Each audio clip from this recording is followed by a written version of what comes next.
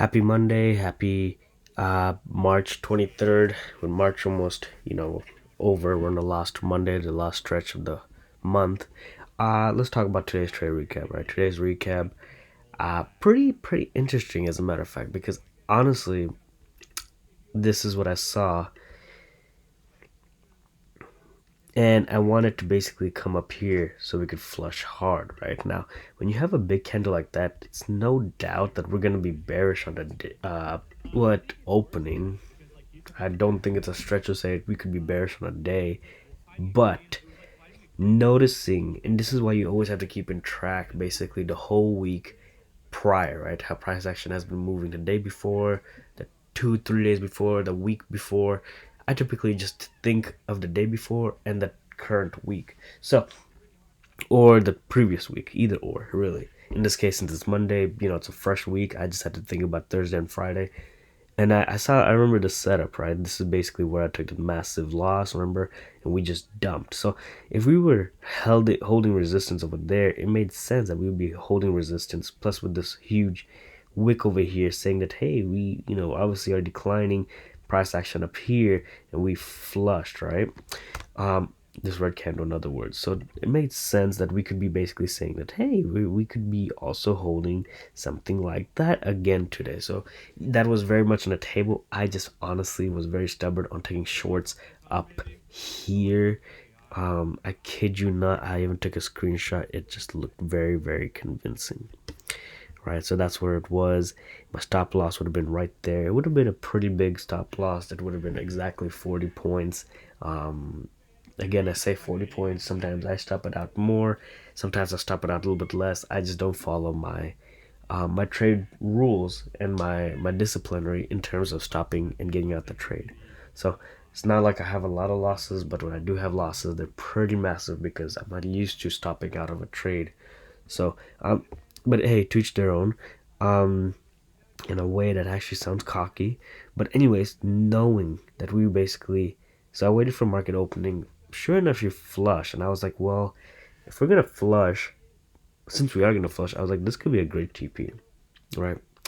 But here's the thing: she was basically holding this blue line for like the longest time and to 242. So that's it was roughly a 70 point range that she was just holding for 6 minutes, and I was like, you know what? Uh, I was like, if she comes back up, and I was like, this could be. Let me just use a rectangle that way; it's a little bit more clear.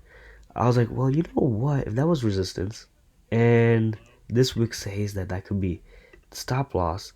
I mean, yes, don't get me wrong, it's pretty massive, but I was like, you know what? This could be perfect. This could be perfect, right? So I jumped in. She actually did flush a little bit higher. My entry, as a matter of fact, when I saw the push down, it was right there. It was in it. I didn't want to give it too much since it was a heavy stop loss, that purple box. I did want to wait for it to reject it. I wanted to see just a tiny wick or it holding the zone before I immediately just jump back in, right? So